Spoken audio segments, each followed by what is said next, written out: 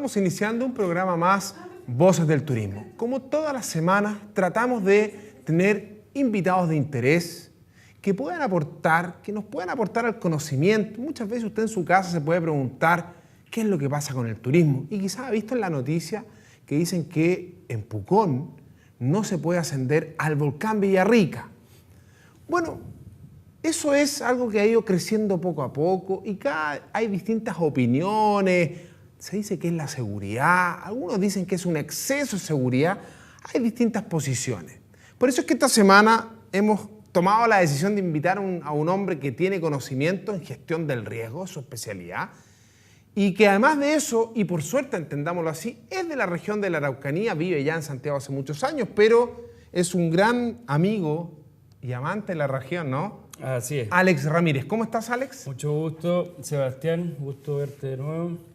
Así es, soy villarricense. Oye, qué bueno, y un villarricense experto en riesgos como coincidente, especialmente con todo lo que está pasando hoy en día. La verdad es que Villarrica ha exportado bastante profesionales, ¿sí? Y la verdad es que contento de estar acá y poderlos apoyar en lo que a mí me gusta y en lo que me he dedicado este último tiempo, hace un par de años ya. Ahí yo tengo una pregunta, porque lo decía en la introducción.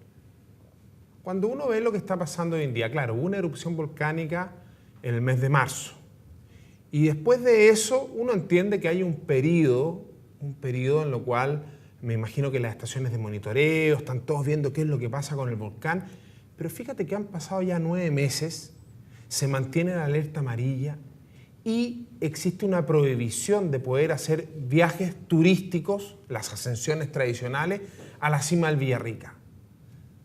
¿Será justificable que mantengamos una medida durante tanto tiempo? ¿No es posible compatibilizar entonces el turismo y el riesgo? La historia nos ha demostrado que hay muchas ciudades que conviven, muchas comunidades que conviven con riesgo, ¿no? No solo volcánico, hay comunidades que conviven o en lugares donde hay ríos, ¿no?, que crecen, que se desbordan. Lugares en donde hay riesgos también urbanos, porque eso es lo que ha estado últimamente en el ojo de las instituciones humanitarias internacionales, que es el crecimiento de la parte urbana, ¿sí? Y el riesgo que esto conlleva, porque muchas veces los asentamientos están en lugares no adecuados o no aptos para que vivan en ese lugar las personas, ¿sí? Y en ese sentido, uno puede ver en Chile, a ver, el borde costero. Correcto. Somos un país que tiene muchos tsunamis y bueno, nosotros vemos que se siguen desarrollando proyectos a la orilla del mar. Correcto, tiene que ver con un ordenamiento territorial y también urbano, ¿sí? No ha sido posible conjugar las dos cosas, es decir, un nivel de reducción de riesgo de prevención versus la amenaza inminente que hay muchas veces con respecto a los tsunamis, provocados a veces también por los terremotos. ¿Sí? Pero para entender, cuando nosotros hablamos de prevención del riesgo, sí, ¿qué significa la prevención del riesgo? Yo podría decir que hoy en día en el volcán Villarrica se aplica una prevención del riesgo prohibiendo las ascensiones. Correcto. Correcto, la prevención elimina el riesgo de raíz, ¿no? Es decir, yo saco a la comunidad que está expuesta a un riesgo inminente, por ejemplo, del borde costero, y la ubico en otra parte, ¿sí? Lo que se está haciendo aquí es eliminar el riesgo de la posibilidad de que hayan muertes, en este caso de turistas, ¿sí? Cerrando el macizo. Básicamente elimino el riesgo a que hayan muertes, ¿no? Y eso es prevención del riesgo. Prevención, ese es el concepto prevención, ¿sí? Yo prevengo, yo elimino el riesgo. Es distinto a la reducción de riesgo en desastre. A ver, trata de precisarme. La reducción de riesgo en desastre es minimizar, aminorar el impacto de un evento determinado, evento natural o provocado por el hombre antrópico, ¿sí? Es básicamente, esa es la diferencia. La reducción de riesgo reduce los riesgos, permitiendo que existan actividades o que permita que las personas puedan seguir viviendo y conviviendo, tomando algunas medidas un poquito quizás adicionales, ¿no? O más drásticas al respecto, para poder vivir tranquilo dentro de lo que se pueda.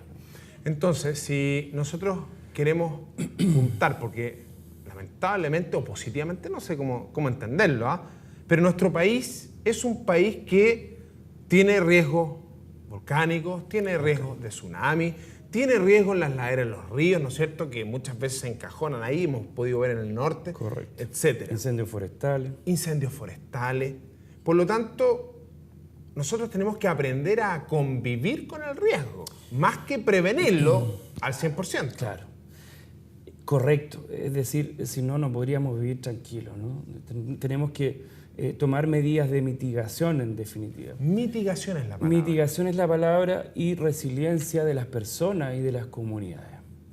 Si yo tengo una comunidad empoderada, yo minimizo el riesgo. Si tengo una comunidad que sabe actuar, dónde ir, que por historia tal vez también pueden saberlo, ¿no? Los mapuches saben muchas cosas que muchas veces no se toman en cuenta al momento de tomar decisiones.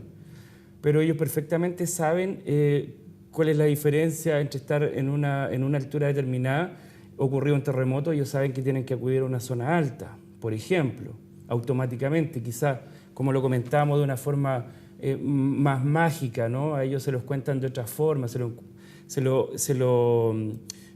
comentan y se lo traspasan de generación en generación, con historia, ¿no? Conocidos Tren Tren y Caicay, estas dos serpientes que pelean, ¿no? La tierra y el agua y el mar. Entonces, es muy entretenido y a la vez nos hace preguntarnos por qué no se toma en cuenta la parte local, la historia cultural de las personas o de las comunidades.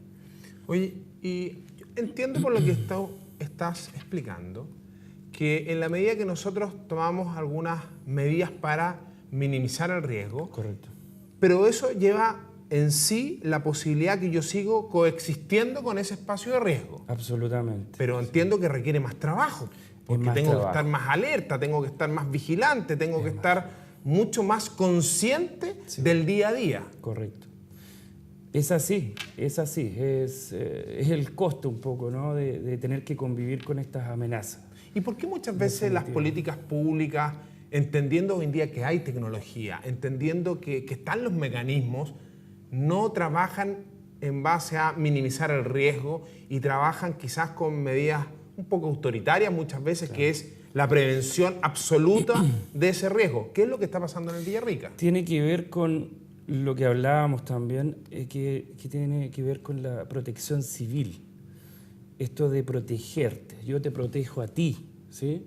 Es decir, casi como que tú no tienes las capacidades de protegerte solo tampoco. Es una visión de padre, como les comentaba, hacia un hijo, ¿no? Pero hay que entender que el hijo también tiene capacidades, que hay que desarrollarlas, hay que darle herramientas, ¿no? Para que pueda vivir y subsistir en este ambiente de repente que es violento. Un poco adverso muchas veces. Adverso, ¿sí? Entonces, más que protección civil, debería llamarse quizás hasta de otra forma, ¿no? Yo te doy las herramientas y tú te proteges y ayudas también. ¿Qué es lo que está ocurriendo un poco con las agencias agrupadas, ¿no? Asociadas y organizadas? En la ciudad de Pucón, por esta prohibición. Claro, en la ciudad de Pucón básicamente tenemos ese ejemplo en donde tenemos a los niños, por llamarlo de alguna forma, súper empoderados y dando soluciones y prestando soluciones a un sistema de protección civil. Y ahí, y bajo esa mirada, porque la Asociación de Empresas de Turismo Aventura de Pucón han hecho una propuesta a la autoridad donde establecen 5 puntos. 5 y que podrían ser más. Pero eso es una forma como la sociedad civil se involucra en un proceso, se empodera para minimizar el riesgo. Por supuesto. Y para hacer compatible vivir, convivir, pero también desarrollar una actividad productiva. Correcto. Ellos han tomado herramientas como la gestión del riesgo, la están trabajando. Ellos entendieron que la reducción de riesgo de desastre o preparación para desastre, en este caso, tiene que ver con presentar propuestas, ¿cierto?, de cómo ellos creen que pueden minimizar los riesgos asociados. Ahora, para entender, porque de repente todos somos un poquito ignorantes, muchas veces usted también puede estar en su casa y hablamos esto de prevención del riesgo, de minimizar los riesgos. ¿Es válido metodológicamente, y mi pregunta es, ¿es válido metodológicamente considerar la opinión de los que viven en el territorio? Quizás no son científicos, uno no podría decir que un explorador, un guía es un científico que me va a poder... Pero hay gente que durante muchos años ha compartido y convivido con este recurso natural, con la montaña. Correcto. Los mapuches no son ingenieros, no son geólogos, pero tienen una visión y un conocimiento histórico enriquecedor, ¿no? Pasa que no le hemos puesto atención, sin menospreciar a los profesionales o técnicos que existan. Simplemente hay que tomar en cuenta la postura y los conocimientos locales y un respeto cultural. Ese respeto cultural se maneja mucho en ayuda humanitaria, ¿no? No puedo ir yo a ayudar con ayuda humanitaria que no sé si es lo que realmente necesita el afectado. Entonces todo parte de una evaluación inicial y un montón de otras cosas que tienen que ver con las respuestas internacionales, con estándares internacionales, ¿sí? Mira, te quiero llevar, todas las semanas vamos y hacemos encuestas a la gente de la Araucanía para saber qué conocen, qué opinan de los distintos lugares y recursos naturales que tiene nuestra bella región de la Araucanía.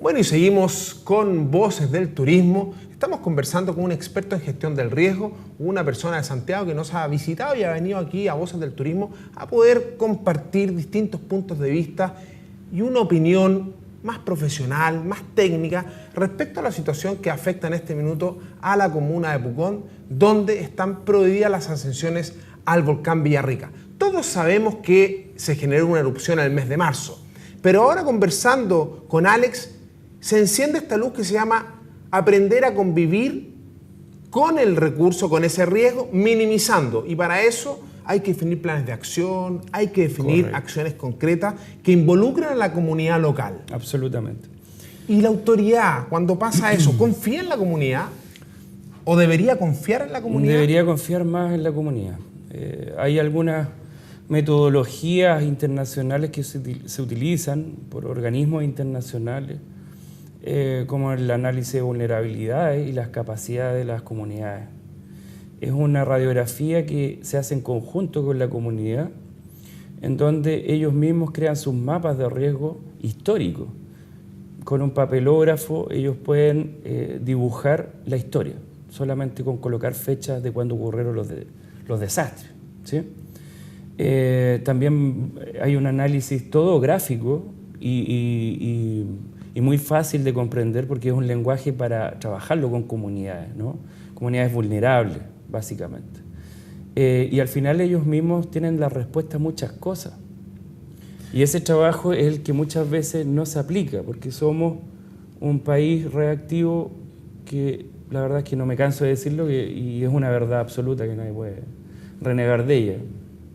Oye, y Alex, con lo mismo, porque uno podría pensar, a ver, que la acción de empresas de turismo de Pucón es como un capricho, así, no, es que queremos que abran el volcán.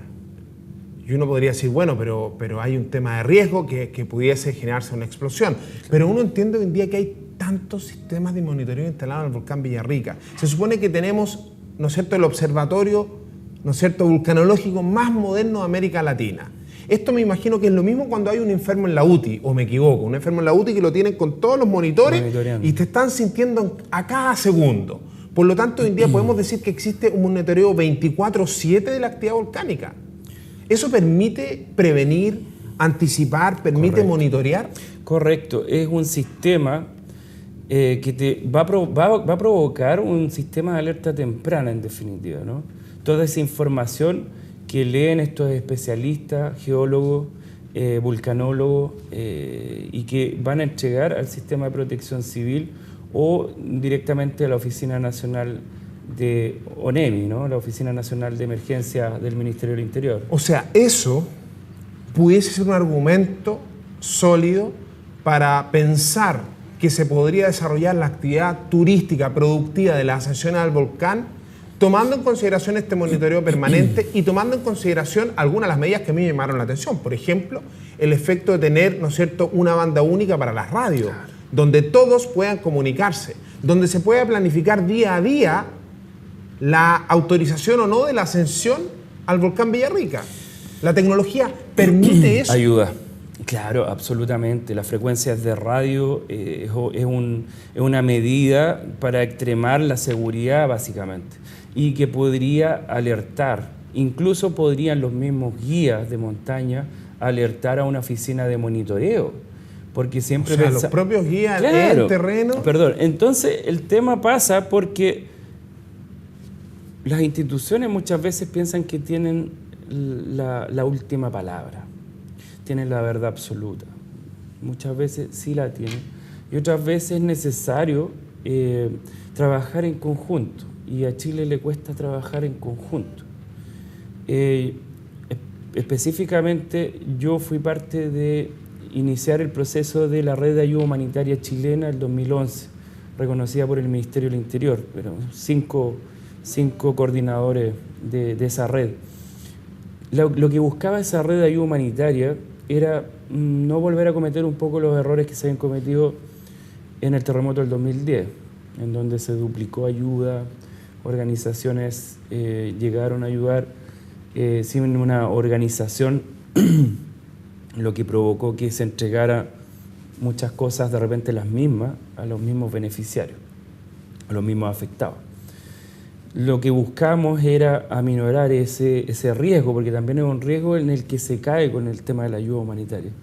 Creo que todos podemos ser parte coordinadamente. Ese era uno de los objetivos principales de la red de ayuda humanitaria, y que ha dado su fruto y ya se está replicando en regiones como redes regionales de ayuda humanitaria. Y eso provoca que el sistema de protección civil o las instituciones no gubernamentales, porque es civil, se unan en pro de ofrecer una ayuda concreta, profesional y con estándares internacionales. Ahora, nadie puede negar que el efecto económico, porque aquí hay un tema que es innegable, el efecto económico. Correcto. Y ese efecto económico, su implicancia en la sociedad, en toda la línea productiva del turismo que está viviendo Pucón. Aquí se afectan los hoteles, claro, se afecta el comercio, la artesanía, se afectan los guías y las empresas de turismo de aventura, porque el volcán es el principal atractivo, por lo tanto de eso deriva después... Entre otros, pero es el atractivo tractor, es lo que tradicionalmente trae a los turistas. Aquí hay una afectación económica muy grande. O sea, ¿qué se considera cuando hablamos de riesgo o prevención del riesgo? ¿Qué se considera? Porque está bien, hubo una situación difícil, pero después de eso hay una afectación indirecta producto de esta situación de riesgo, que es esta crisis económica actual, donde tenemos de verdad a muchas personas pasándolo mal. Correcto, mira, eso tiene que ver con los medios de sustento, ¿sí? Los medios de sustento tiene que ver con la actividad que realizas tú para sobrevivir. Están de subsistencia y medios de sustento. Tú pierdes tu trabajo y estás perdiendo tus medios de sustento, ¿o no? Sí. Correcto, yo también. Entonces, a eso apunta. Y cuando ocurre una emergencia o desastre, es una etapa de la gestión del riesgo en donde la encontramos en la rehabilitación. Está la rehabilitación de los servicios básicos, agua, luz, carretera, ¿cierto? Es lo primero que necesitamos para que se reactive un poco la economía. Y la rehabilitación de los medios de sustento. Entonces, justamente ahora estamos encontrándonos con una problemática de que la microempresa, la empresa pequeña, la familiar, se está viendo afectada. Como bien decía Andrés, que en la conversación de la mañana, ellos muchos no se consideran una empresa como tal, ¿no? Que suena como muy despampanante. Es una empresa familiar muchas veces en donde está la esposa quizás revisando las botas de esquí y el esposo está chofereando a los turistas. Entonces, es un tema complicado, complejo, por la que están pasando las agencias pequeñas, ¿no? O aquellas que no tienen ese dinero como para subsistir tanto tiempo, porque estamos hablando de que ya van muchos meses. Oye, vamos a ir a una encuesta semanal que hacemos a unas imágenes de la Araucanía y seguimos en Voces del Turismo. Precisamente Queule me han dicho que es muy bonito. Lonquimay. ¿Lonquimay le gustaría Claro. ¿Por qué? Arriba. ¿Así se llama Lonquimay? Sí, Lonquimay. Claro, Lonquimay. ¿Por qué le gustaría visitar Lonquimay? Porque por lo que han dicho que es bonito y en la tele se ve cuando muestran, entonces lo encuentro bonito. Pero hay que verlo en persona. El sector donde están las termas. Las termas. Esa parte todavía no la conozco. He pasado por fuera, pero todavía no me he interiorizado hacia adentro todavía. Bueno, ya estamos regresando con Voces del Turismo después de ver unas imágenes maravillosas de lo que es esta región de la Araucanía y de todos estos recursos naturales. Y estábamos conversando con nuestro amigo y experto en gestión de riesgo, Alex Ramírez, y estábamos viendo esta situación del Villarrica. Claro, porque con la misma mirada uno podría pensar que en ningún lugar de Chile se podría desarrollar turismo. En las costas, o bien muchas veces en los valles cordilleranos que pueden ser expuestos a las caídas, ¿no es cierto?, de estas inundaciones como se dio en San Pedro de Atacama o se han dado en otros lugares. Correcto. ¿Es factible entonces, y pensando que hoy en día el Villarrica tiene un riesgo controlado, y perdónenme, voy a hablar quizás desde la ignorancia, pero desde el conocimiento ciudadano, hoy en día el volcán Villarrica tiene distintas estaciones de monitoreo que permiten monitorear, sentir el corazón de manera permanente del volcán? Por otro lado, tenemos a una asociación de empresarios de guía de empresarios de turismo aventura que además de eso han establecido algunas medidas para minimizar aún más el riesgo. Correcto, sí. Bueno, con esos dos componentes sobre la mesa, uno podría entender entonces que ¿qué está pasando? ¿Por qué no existe la voluntad de querer trabajar en conjunto, como lo que tú decías, en esta mirada más integradora para poder habilitar con un sistema de monitoreo de riesgo controlado nuevamente las ascensiones al volcán Villarrica? Correcto, mira, hay distintos tipos de emergencias.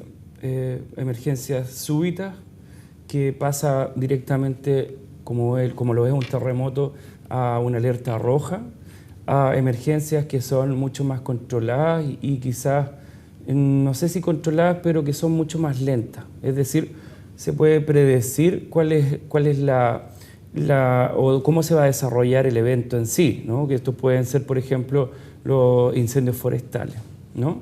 Un incendio forestal, tú sabes que según el viento podría llegar un curso normal o podría llegar en tal hora a las primeras casas o viviendas cercanas, ¿sí? Sí. Es mucho más lento, se puede alcanzar a alertar a la gente. El tsunami también se puede alertar con algunos segundos, quizás. No sé si estaremos preparados acá, pero por lo menos en Japón sí saben todos que les va a llegar un mensaje, ya sea por teléfono o por televisión. Son sistemas de alerta temprana que te indican que tienes que actuar rápido, ¿sí? Algunas son más controladas y pueden pasar en horas a una alerta amarilla, en horas puede pasar a una alerta roja recién, un incendio forestal, ¿correcto? Y tenemos los más lentos, que son las sequías, por ejemplo, ¿sí? Claro que son desastres, ¿no? Que puede morir todo alrededor en términos de vegetación, de animales, puede ser un desastre. puede atentar directamente a los medios de sustento y medios de subsistencia, porque eso ya muchas veces es medios de subsistencia, es decir, yo planto para comer y lo que me quede lo puedo vender. Es decir, eso ya es un poco más extremo, ¿no? Entonces, claramente, en esta amenaza que es la erupción de un volcán, sí se puede prever y están los instrumentos para hacerlo. ¿Con cuánto tiempo de anticipación? Bueno, puede variar, me imagino, ¿no? Porque yo tampoco soy experto vulcanólogo o geólogo, pero sí se puede, nos podemos adelantar al hecho de la ocurrencia del desastre. Es decir, lo que se hizo anteriormente, se instaura la alerta amarilla, la alerta naranja, y cuando ocurre ya es una alerta roja. ¿Sí? Claro, porque, a ver, estamos claros y en ese sentido estoy seguro que nadie está en contra de la seguridad. No. O sea, estamos todos claros que tiene que ser una actividad 100% segura, garantizar eso a los turistas, garantizar eso a las personas que visitan el destino. Porque yo te decía, porque aplicando la misma lógica, uno podría decir entonces que no puede funcionar Pucón desde el punto de vista de ciudad, porque casi todo es zona amarilla y zona roja. Entonces, ahí hay una contraposición, porque hay una voluntad para alguna cosa y no voluntad para otra, porque si no, Pucón no debería estar abierto a público, con personas. Pero ¿qué es lo que se está haciendo? Y ahí entiendo que se aplica lo que dijiste tú, minimizar el riesgo y que la gente aprenda a convivir, ¿no es cierto?, la ciudadanía empoderada, a saber qué hacer en caso de, y con esta alerta temprana poder, ¿no es cierto?, tomar las medidas de mitigación necesarias. Correcto. ¿Por qué no se aplica el mismo criterio para las ascensiones entonces? Mira, creo que es un tema de voluntad política y yo creo fielmente en que va a haber un resultado positivo quizás para ambas partes, porque aquí la verdad es que el municipio también pierde, es decir, no es solamente los dueños de agencias turísticas, grandes, pequeñas, chicas, lo que sea, no está perdiendo solamente esta agrupación, ¿no? O de hotelería o todo lo que se está viendo afectado. Es un conjunto y es el municipio también, en definitiva. Está perdiendo dinero, ¿cierto? Y viven del turismo, siempre se ha vivido del turismo. Ahora, claro, nosotros podemos hacer una afirmación, es una creencia, una hipótesis, que podemos decir falta un poco de voluntad política. Ahora, desde el punto de vista técnico, al parecer, las argumentaciones están súper claras arriba de la mesa. Sí, claro. O sea, no podríamos decir que ya esto obedece a una falta de argumentación, de mayores antecedentes para poder justificar técnicamente. Sí, aquí no se está yendo en contra de las decisiones técnicas o las sugerencias técnicas que hayan. Yo creo que ese no es el tema. Aquí el tema es flexibilidad, como se ha dicho muchas veces, es aprender a convivir, porque esto no va a ser la última erupción. No, ni la primera ni la última. ¿Sí? O nos dedicamos a otra cosa, o se dedican a otra cosa. Es decir, ya directamente, si queremos que no haya riesgo, dediquémonos a criar, no sé. Es que ni siquiera, porque vamos a criar ovejas y la oveja, sí, ahí va a pasar lo mismo y claro. Vamos a entrar y lo mismo. Correcto, y sí. La verdad que yo comparto y me quedo con lo que tú has dicho respecto a que tenemos que aprender a convivir con el riesgo. Y en la medida que la tecnología, porque la gracia de la tecnología y los tiempos modernos, por decirlo de una manera, es que nos permita a nosotros usar esa tecnología. Ahora, entiendo que eso requiere más trabajo, o sea, si realmente queremos monitorear a diario el volcán Villarrica para tener una relación directa con los empresarios de turismo, de agencias para ir viendo día a día, o sea, hay que estar 24/7, ya no es un lema, o sea, es una realidad. Ajá. Ahora, los recursos están, la tecnología está, el recurso humano, las personas están disponibles. Y una sociedad civil empoderada. Y una sociedad, o sea, los ingredientes están sobre la mesa para, como dices tú, flexibilizar, claro, para poder sacar, entendamos, una mejora de esta situación, de un aprendizaje, como bien lo decías tú, de manera tal que esto vaya mermando a algo bueno y de buena forma, porque como dices, esto va a ser para siempre, si tampoco se trata que van a haber erupciones para adelante y siempre el atractivo va a ser el volcán, por lo tanto, Correcto. estamos, como diría alguien por ahí, persiguiéndonos la cola. Yo creo que van a llegar a buen término. Creo fielmente en que el gobierno está pensando en gestión del riesgo, está pensando ya no tanto en la respuesta. Yo confío en que se está haciendo también en regiones, porque una cosa es que esté la voluntad a nivel nacional y otro que baje a regiones. Entiendo que la política, o entiendo que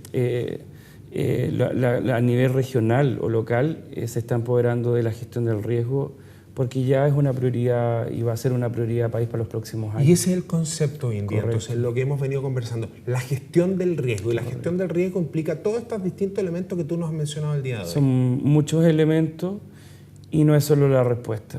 La respuesta es solo una fase que es inminente, es algo que se va a producir igual, una emergencia, y hay que estar preparado. Para estar preparado hay que preparar planes de contingencia, un buen sistema de alerta temprana, ¿sí? Los entes técnicos que estén siempre monitoreando, avisando que algo está ocurriendo. Eso, comunicación entre las partes. Integrar a la gente de la comunidad. Integrar y sobre todo que la gente sepa qué hacer, porque no sacamos nada con tener planes de respuesta, de contingencia, Claro, si la gente no los conoce. Es como lo del edificio.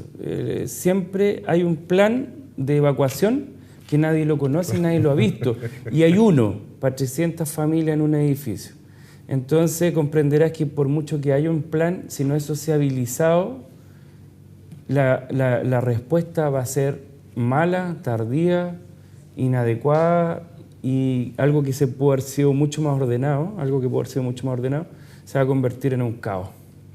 Bueno, esperamos desde Voces del Turismo, que hemos querido aportar el día de hoy con un programa, con un experto, que agradecemos tu viaje desde Santiago por estar presente en nuestro programa, nos sentimos honrados, porque hemos querido poner esta temática con la perspectiva de un experto en gestión del riesgo. Hemos aprendido conceptos importantes y esperamos de verdad que salga humo blanco, de esta situación del Villarrica, que está afectando desde el punto de vista económico, laboral y psicológico a muchos trabajadores, a muchos emprendedores, forjadores del turismo de la zona lacustre Villarrica Pucón. Esperamos que desde nuestro programa podamos contribuir a la generación de conciencia, de mayor conocimiento, para que se tomen las mejores decisiones. Te quiero agradecer, Alex, tu presencia. Espero que no sea Sebastián, ni la primera ni la última. No, por supuesto que no. Nos encontramos entonces en Voces del Turismo.